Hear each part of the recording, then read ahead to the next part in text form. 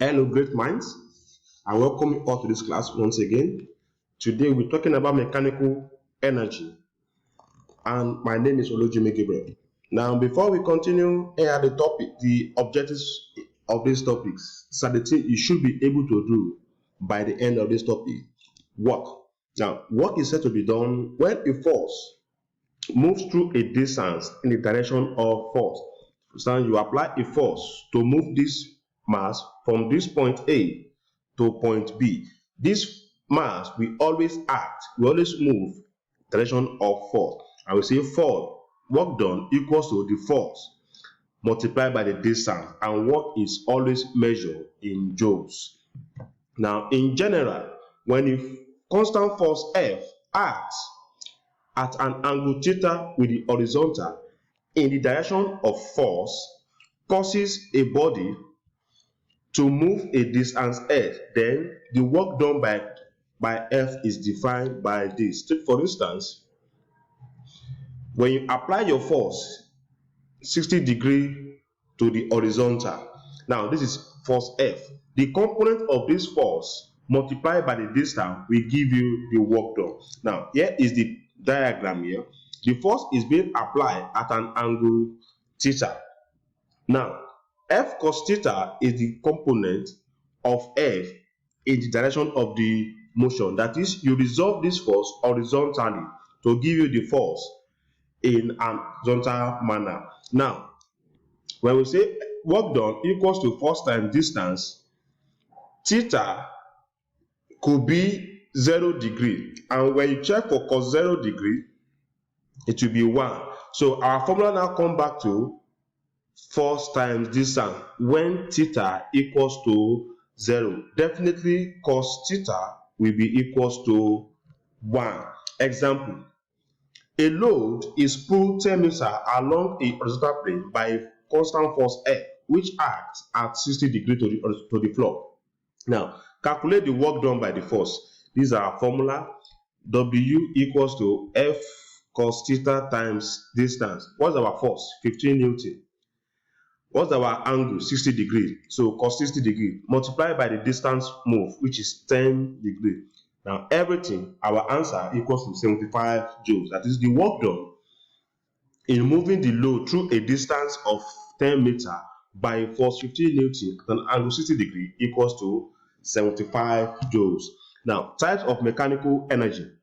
One, we have gravitational potential energy, which is the energy stored in an object due to its position above the Earth's surface, where m is the mass, g is the gravitational field strength, which we also call acceleration due to gravity, which is given by g equals to 9.8 meter per second square or 10 meter per second square.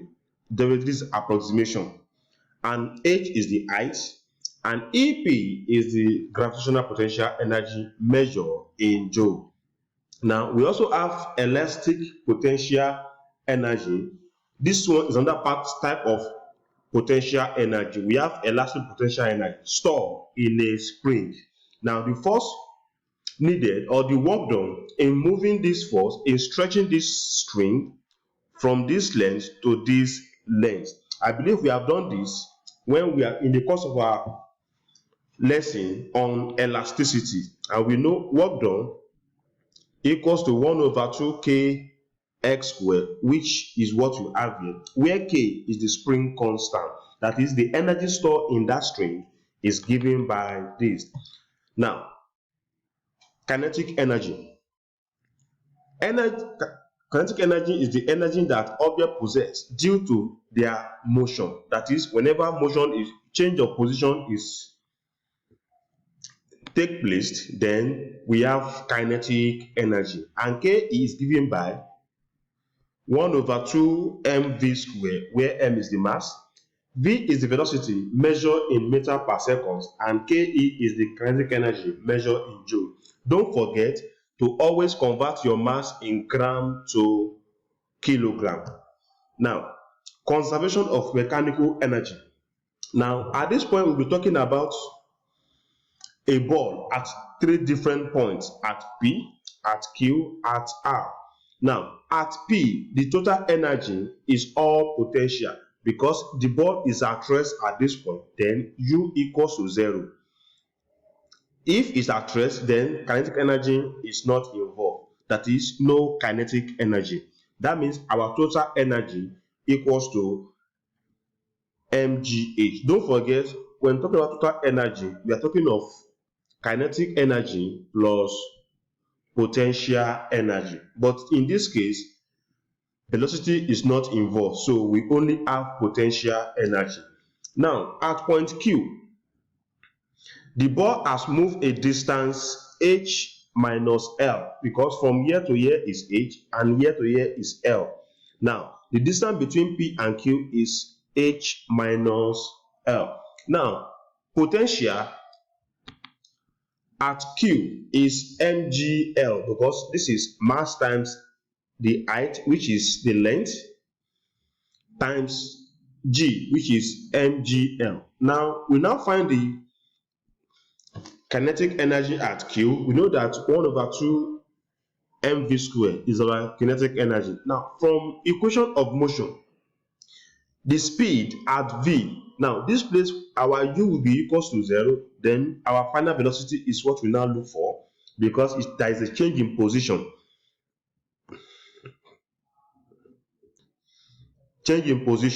Now, our u is equals to 0 and the distance from this point to this point is h minus L.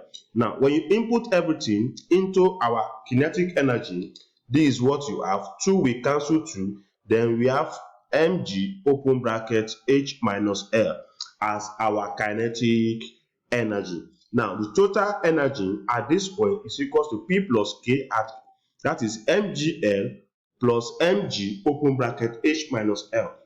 When you open the bracket, mgl will cancel out, our potential energy will also be mgh at same at P. Now, at R, h is equals to 0. That means our potential energy will also be equals to 0 because the ball is on the earth surface, that is height is equals to 0. Now, we now look for potential energy, kinetic energy at R. Also from equation of motion, we have v squared equals to u squared plus 2gh. Now, that means our u is equals to 0. We look for our final velocity as well, which is 2gh, because it's moving from this point to this point. From this point to this point, that is the height. Now, that is the distance from this point to this point. Now that means our Ke is equals to 1/2m times 2gh, because this is our velocity now. That is v squared equals to 2gh, and this is our 2gh. Now, 2 we cancel 2, we have Ke to be mgh. Now, total energy at R equals to 0 plus mgh equals to this. Now, at all the 3 points, our total energy is also mgh. That is, energy are being converted from one form to another. Now, law of conservation of energy. The principle states that in a closed system or isolated system, a system where energy is not given to the surrounding, neither is it gained from the surrounding. That is, no exchange of heat or energy whatsoever. The total mechanical energy is always constant, that is, conserved. Although energy may be changed from one form to another, e.g., from potential energy to kinetic energy, and vice versa. Now, that is, potential energy equals to kinetic energy, that is, mgh equals to 1/2 mv squared. And if we are dealing with the same mass, that means mass we cancel out. You have gh equals to v squared. Now, example, assuming the height of the hill is 50 meters, that is, from here to here is 50 meters. Calculate the velocity of the car at the bottom of the hill. Now, you calculate the potential energy at the top of the hill and the Ke at the bottom. That is, from the top, potential energy is being converted to kinetic energy at the bottom of the hill. Now, here is it. You find the potential energy at the top, which is mass times 10 times 50. Now, kinetic energy at the bottom is 1/2 times m times v squared. And by conservation of mechanical energy, potential energy equals to kinetic energy. When you equate them, your answer is equals to 3.6 meter per second, because when you cross m, we cancel m out, then you have 10 times 50 times 2 equals to 1000. Then the square root of 1000 is, that is the velocity of the car. Now, a catapult is used to project a stone of mass 30 grams if the rubber of the catapult has elastic constant of 200 Newton per meter and was stretched 5 centimeters. What is the speed of the stone or mass? Still the same thing. Now,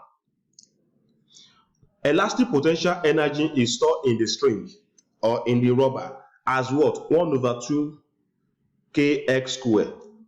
You can see, if you are using rubber, use this formula. If you are using taking the position of any object above the earth's surface, you use mgh, but both are the same potential energy. Now, when you calculate for your elastic potential energy, you have been given k to be 200, then the mass is 5 grams. You do well to convert it back to kilogram, which is divided by 1000.